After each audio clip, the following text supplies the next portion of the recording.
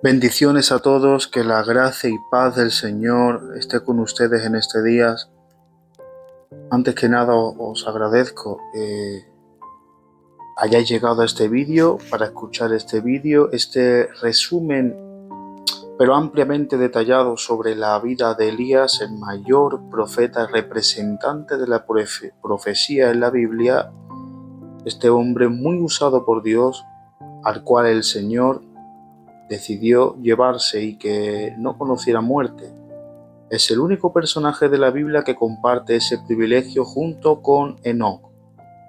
Sus apariciones fueron en Primera de Reyes, capítulo 17 al 19, o Segunda de Reyes, capítulo 1 al 2. También se le hace mención en Malaquías, capítulo 4, una profecía, en Lucas 1:17, al decir que Juan el Bautista vino con el espíritu de Elías. Pero aquí vamos a centrarnos en lo que es la vida de Elías y sus principales milagros, sus mayores logros, pero siempre con la dirección y con la ayuda del Señor. Comenzamos en un contexto, primera aparición en Reyes capítulo 17 durante el reinado de Acab.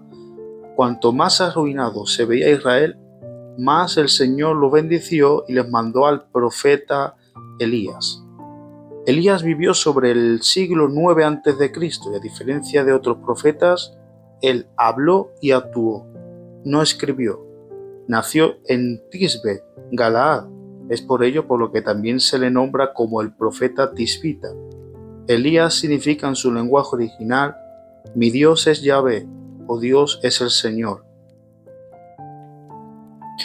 Se nombran a lo largo de la Biblia unos 13 milagros, pero entre ellos destacan varios, como la profecía también que dio sobre la sequía que le esperaba a Acab, multiplicó la harina y el aceite de la viuda de Sarepta, sanó al niño de esta viuda, cayó fuego sobre el sacrificio contra Baal, pues como vamos a ver a continuación, él luchó mucho contra la idolatría que se ejercía a Baal, oró por la lluvia para que lloviera, corrió más rápido que Acab, lo reprendió, ungió también a Jehú, Hazael y a Eliseo, su predecesor.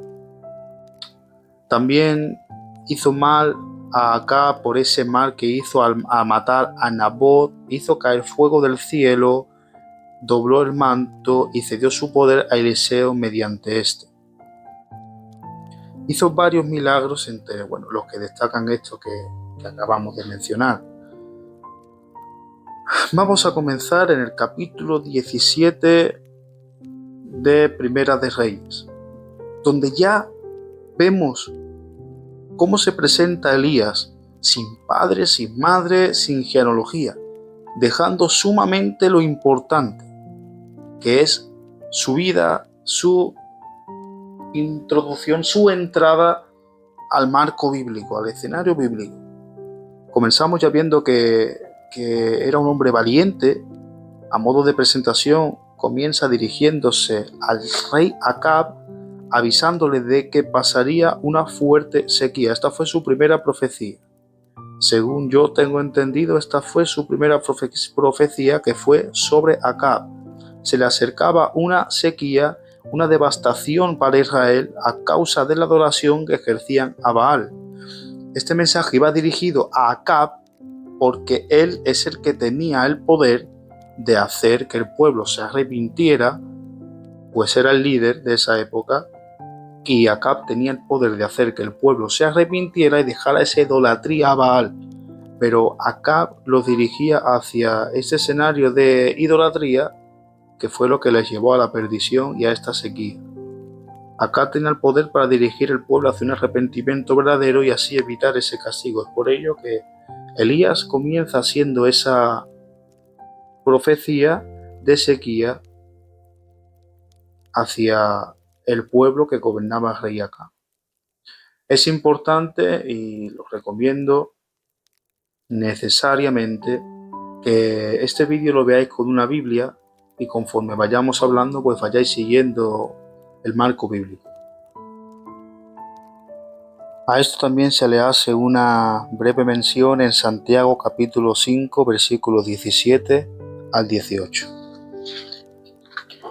Elías, luego de esta profecía, se fue, obedeció al Señor y no le faltó de nada. Mientras el pueblo estaba en una profunda sequía, Elías disfrutaba al lado de un arroyo de todo lo necesario para seguir. Dios se usó de aves de carroña para darle de comer, aves carnívoras, y el arroyo para darle de beber. Él estuvo alimentado por animales inmundos, otro suceso que también puede llamarse milagro. Vemos Jueces 14:14.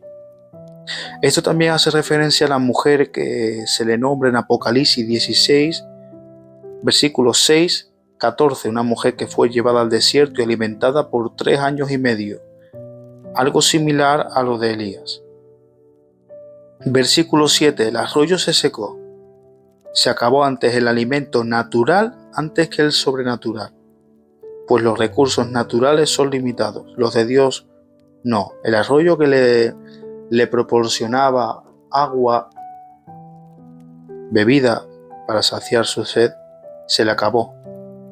Pero el alimento sobrenatural que venía de parte de Dios, pues era algo impensable, que unos cuervos le dieran de comer carne, precisamente. No se le acabó antes la bebida, algo que parece más natural y más difícil que se acabe, como el agua de este arroyo, se le acabó antes que el alimento de carne, el alimento que le traían las aves. Seguimos por el versículo 8 del capítulo 17, donde dice: al acabarse el suministro, Dios dirigió al profeta Elías a Sarepta, una ciudad fenicia gentil controlada por Ed-Baal, si no lo tengo mal apuntado. Allí él seguiría encontrando sustento y protección. Aquí también Jesús lo nombra en Lucas capítulo 4, versículos 26 al 27, donde se dirigió a la viuda de Sarepta que hemos mencionado antes, para hacer otros milagros. No sabemos si esta orden fue personal, espiritual. Lo que sí sabemos que Elías ya sabía de antemano que no le faltaría de nada. Él llegó pidiendo sin miedo porque sabía que iba a recibir todo lo que necesitaba, iba a ser sustentado porque venía de parte de Dios. Es que déjame decirte que cuando venimos de parte de Dios, sabemos y entendemos que no nos va a faltar de nada. Elías siguió los pasos del Señor y ahí fue provisto de sustento para seguir su viaje, esta vez por la viuda. Él podría haberse dirigido al Jordán. ¿Por qué así no? Porque desde allí se extendió el culto a Baal por Jezabel. Y es costumbre de Dios coger lo vil y menospreciado para usarlo en favor y poder para la obra de Dios. Primera de Corintios 1, 26-27. Mientras el pueblo estaba en sequía, pues Elías, como hemos estado diciendo antes, estuvo en el arroyo, y cuando se acabó este sustento de agua del arroyo, ahora se dirigió a Sarepta. Y allí se encontró con la viuda, dirigido por el Señor. Pero es que pasó algo curioso, porque seguimos por el versículo 12. Elías esperaba recibir el sustento de esta viuda, pero esta mujer no tenía pan, simplemente tenía harina y aceite, de lo último que le quedaba, para tomarlo y después esperar la muerte junto a su hijo. De lo último que le quedaba.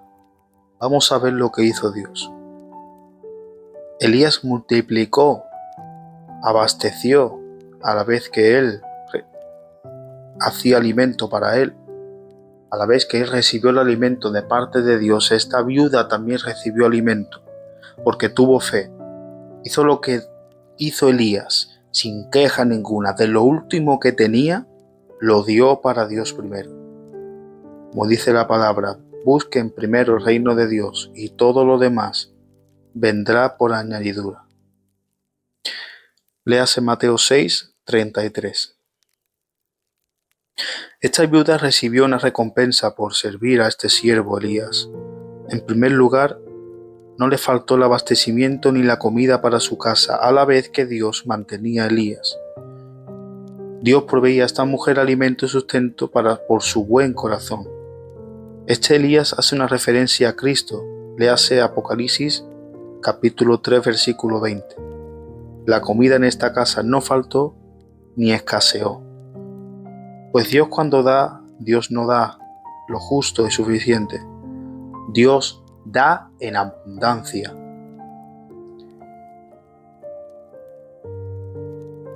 Esta mujer pensaba comer por última vez y morir junto a su hijo, pero Dios, cuando ella no se lo esperaba, le multiplicó sus últimos suministros al recibir la visita de un profeta de Dios y atenderlo. Si es que ya lo dijo a Jesús: cuando le deis de comer a mis discípulos, me estáis dando de comer a mí. Cuando deis de beber a mis discípulos, me estáis dando de beber a mí. Más tarde el Señor hizo otro milagro para esta mujer. El niño cayó enfermo, una enfermedad de muerte, una enfermedad grave, la cual desafortunadamente lo mató. Ahora esta mujer se quedó sin hijo. Afligida, se quejó ante Elías. Había recibido comida, pero su hijo igualmente murió como ella esperaba que sucediera, pero no de la forma en la que ella lo esperaba. Ahora murió por una enfermedad y se quejó ante Elías. Ahora esta mujer pensaba que este problema que había tenido, esta desgracia en su vida, era a causa de sus iniquidades, sus maldades, sus pecados, faltas, culpas. Pero Elías cogió a ese niño, llevándoselo aparte sin responderle a ella, lo tomó, oró por él. Y aquí es donde vemos la primera resurrección de toda la Biblia.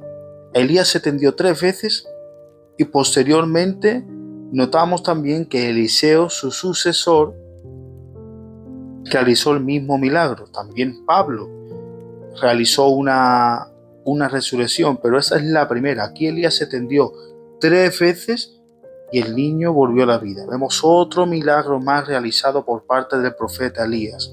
Y esto, versículo 24, le sirvió a la mujer para afianzar más, para reafirmar más la fe y la confianza que ella tenía en que Elías era un profeta verdaderamente de Dios. La sequía iba a acabar por parte del Señor. Dios avisó a Elías para que fuera a decírselo a Acab. Tras tanto tiempo de sequía, Israel se encontraba en una situación muy mala. Estaban en una condición grave de hambruna, pero era hora de terminarla. ¿Habrían cambiado los corazones de los israelitas? En Judá no había sequía. Abdías estaba a la orden de Acab, pero era un temeroso de Dios. En ese momento, Abdías se encontró con Elías.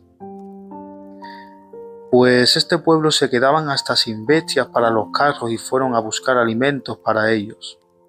Elías se encontró con Abdías y le dijo: ve a tu amo, aclarándole que su señor no era Elías.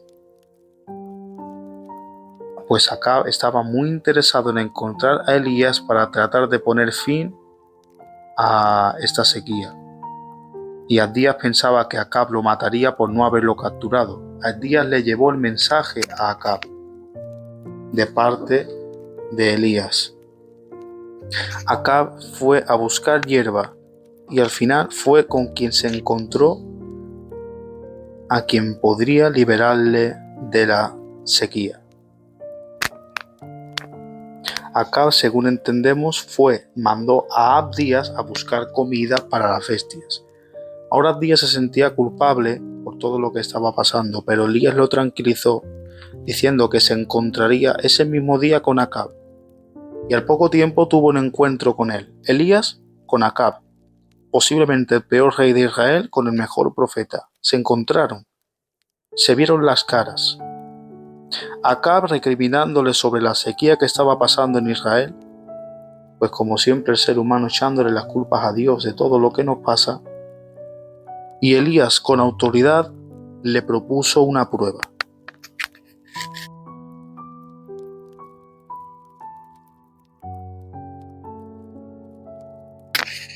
Pues Elías fácilmente podía haber orado por la lluvia para que de repente viniera una lluvia y solucionara todos los problemas por lo que estaba pasando el pueblo de Israel. Pero recordamos que Dios, cuando hace algo, lo hace a su manera, lo hace según su propósito y su voluntad y con un determinado motivo. Principalmente, mostrar su gloria sobre todo Dios falso, sobre todo idólatra, sobre todo pueblo mal encaminado, sobre todo discípulo, sobre todo siervo, sobre todo el mundo. Su gloria prevalece. Entonces se reunieron todos los hijos de Israel y los profetas en el monte Carmelo. Había una clara desventaja. Elías era un profeta contra 450 aproximadamente. Aquí lo podemos ver, sucesos que se narra en el capítulo 18, versículos 20, a partir del 20.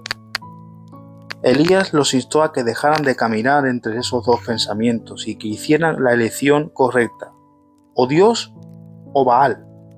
Pues es curioso que a Dios se le denominaba el Dios de la tormenta, pero ahí no caía lluvia. Y estaban deseosos, ansiosos porque cayera lluvia, y ahí no había tormenta ninguna. En nuestra vida siempre debemos de escoger a quién seguimos. Había una diferencia numérica muy importante, pero desconocían que el verdadero Dios estaba con Elías, y vale más que cualquier ejército infinito e innumerable de hombres. Así se veía que Dios era el que controlaba el clima. El Dios omnipotente, en nombre sobre todo nombre, es el que controlaba el clima y satisfacía las necesidades de los demás, frente al que estaba destruyendo Israel, que era Acab junto con todos los idólatras. Así que empezaron primero los idólatras de Baal, y luego Elías fue el que comenzó. Vamos leyendo el relato y vemos cómo Baal no daba respuesta. Elías incluso se burlaba de él, aplicándole conductas y necesidades humanas a ese Dios falso. Estos idólatras incluso se cortaban con cuchillos, algo prohibido por Dios, Deuteronomio 14:1. Seguimos con el capítulo 18, versículos 31 al 35. Elías, antes de clamar por este fuego a Dios, él trabajó. Él preparó su altar, edificó uno con las piedras, preparó la leña y cortó el buey. Incluso hizo este reto lo más difícil aún. Él retó a llenar de agua los cántaros para que fuera más difícil todavía que cayera fuego, dejando ver que Dios es Dios sobre todas las cosas. Aquí se mencionan en esta narración grandes símbolos y nombres del pasado. Las 12 tribus de Israel, 12 piedras, el nombre de Israel. Pues el número 12 recordamos que es muy importante para Dios, para la Biblia. Representa la perfección, la autoridad, la elección. Aunque estas tribus habían abandonado a Elías, él todavía sabía que formaban parte de Dios. Elías no vino a hacer un nuevo culto, sino a restaurar y revivir el antiguo. La adoración al Dios verdadero, así como el altar. Él no iba a usar un altar usado para un Dios falso y muerto. Él preparó un altar nuevo, pero que reviviera, restaurada esa adoración pasada por parte del pueblo de Israel al Dios único y verdadero. Este altar, aunque mojado, prendió, ardió, cayó fuego por parte de Dios. Y es que déjame decirte que si tienes un corazón verdadero, aunque tengas las leñas empapadas, arderá tu corazón, ese fuego del Espíritu, así como Elías. Todo el pueblo observó este milagro, este hecho. El pueblo juzgó. Fue testigo de un milagro tan fuerte que acabó con el mismo altar. Y Elías acabó desde ese momento con los falsos profetas, así como declaraba Moisés en Deuteronomio capítulo 17, versículos 2 al 5. Y tras este suceso sucedieron dos milagros. Uno fue la ansiada lluvia que por fin llegó, y otro fue la gran carrera de Elías por delante del carro de Acab. Pues es que Acab, aparte de que era fiel a su Dios, también tenía servicio a su rey, y es que Elías era un escolta de Acab. Acab, tras este fuego, fue a comer, pues Elías lo mandó a alimentarse. Acab fue a alimentar su cuerpo, pero Elías fue a alimentar su espíritu. Elías fue a orar, se subió al monte Carmelo, donde oró 7 veces y vino la tan ansiada y esperada lluvia. Aún así, tras ocurrir este suceso, Acab, con su corazón entenebrecido, malo que era, seguimos en el capítulo 19 ya, él no tuvo valor de hacerle nada a Elías, pero se lo contó todo a su mujer Jezabel, una sierva del diablo, una mujer mala también, dominada por Satanás. Esta se encargó de ponerle precio a su cabeza, por lo que Elías huyó hacia Beerseba, 100 millas al sur del monte Carmelo, que ya era el límite del territorio israelita. Ahora Elías era otra persona, deprimido. Él mismo le pedía la muerte a Dios porque prefería morir a manos de Dios que del hombre. Él se sentía mal, se sentía triste a causa de la perdición del pueblo israelita, donde se sentó debajo de un enebro, una planta con raíces comestibles que servían para hacer fuego, y allí recibió calor y comida. Versículo 6. Un ángel le tocó, comió y volvió a dormir. Él se despertaba, recibía su sustento y se volvía a dormir. Y es que así somos los humanos, muchas veces estamos mal, tristes, sentimos que Dios nos toca, recibimos lo que nos quiere dar, pero volvemos a vivir una vida dormida, pasiva y sin trabajar para Dios. Pero Dios tenía todavía más tratos que hacer con Elías. Así que el ángel volvió a tocarlo, pues le esperaba una larga caminata. ¿Quién de nosotros no se prepara si nos demanda el Señor algo? Así que el Señor volvió a alimentar a Elías de forma milagrosa. Después Elías regresó al monte Sinaí o Horeb, pues allí el Señor lo preparó y lo abasteció bien. Elías quizás se escondió en la misma cueva que Moisés cuando Jehová le mostró su gloria. Dios sabía por qué estaba ahí, pero quería escuchar las razones y preocupaciones de Elías de su boca. Así que Dios reveló su presencia a Elías no por un fuerte terremoto, huracán, ni catástrofe, ni fenómenos grandes climatológicos. Dios se le reveló a Elías por medio de un pequeño susurro apacible. Tras todo esto que vivió y presenció Elías, todo esto lo vamos leyendo, capítulo 19, ahora vamos por el versículo 12, parece ser que Elías captó el mensaje. Dios le volvió a preguntar y Elías volvió a repetirle lo mismo. Finalmente Elías tuvo que aprender que Dios también se manifiesta de una forma tranquila y no a través de escandalosas manifestaciones y grandes y enormes, aunque puede gustarnos más a veces.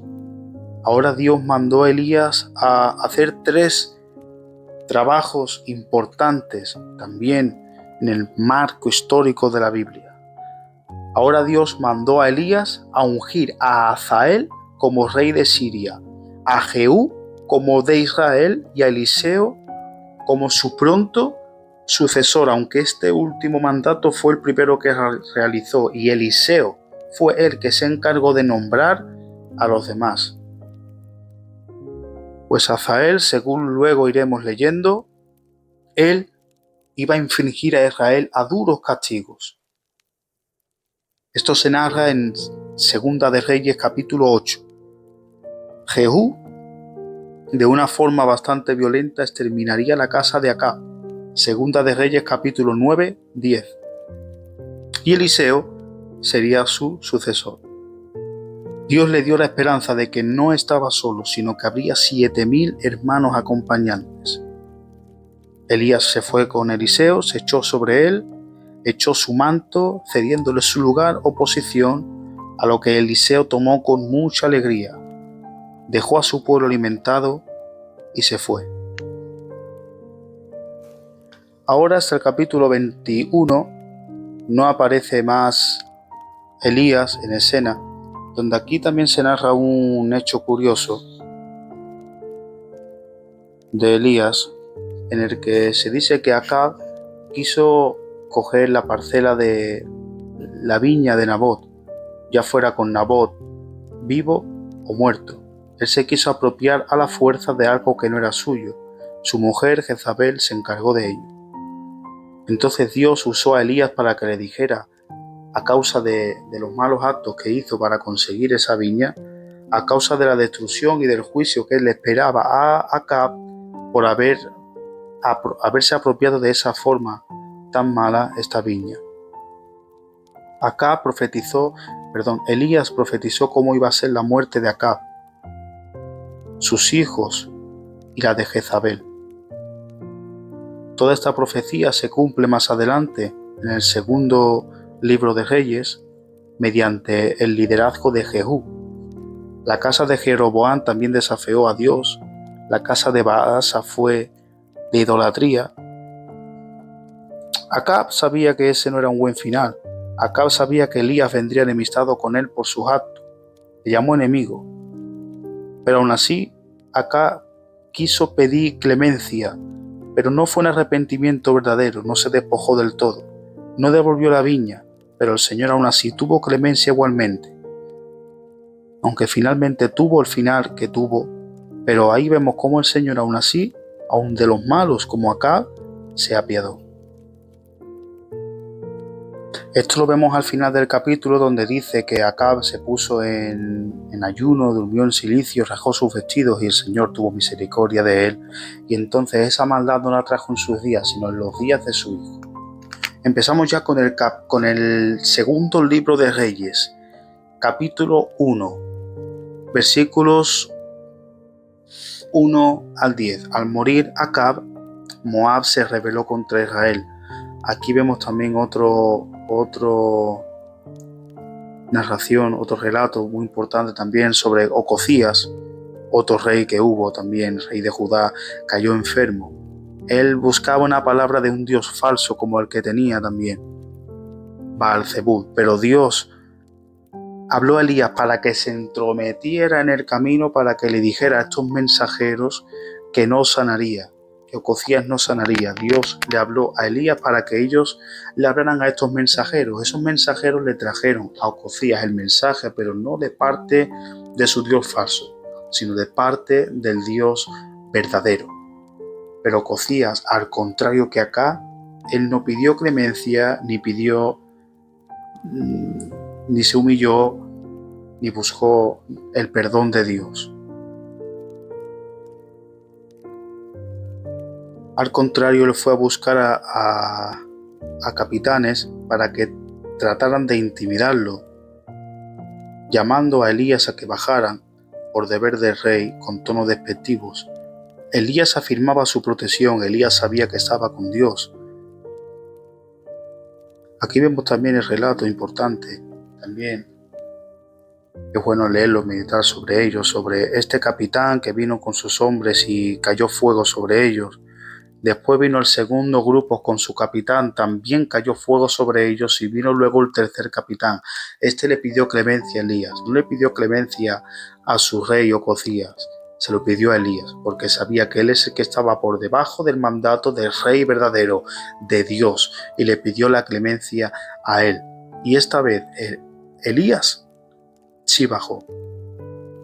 Bajó y se dio a lo que el capitán mansamente le estaba pidiendo.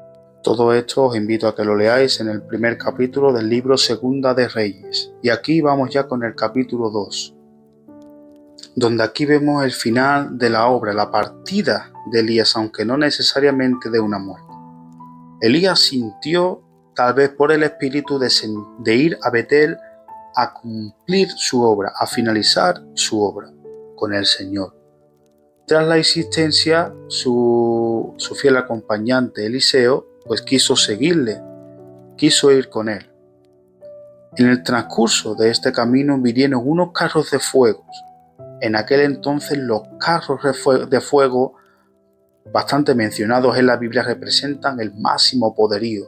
Así que Elías, así como Enoc, subió al cielo.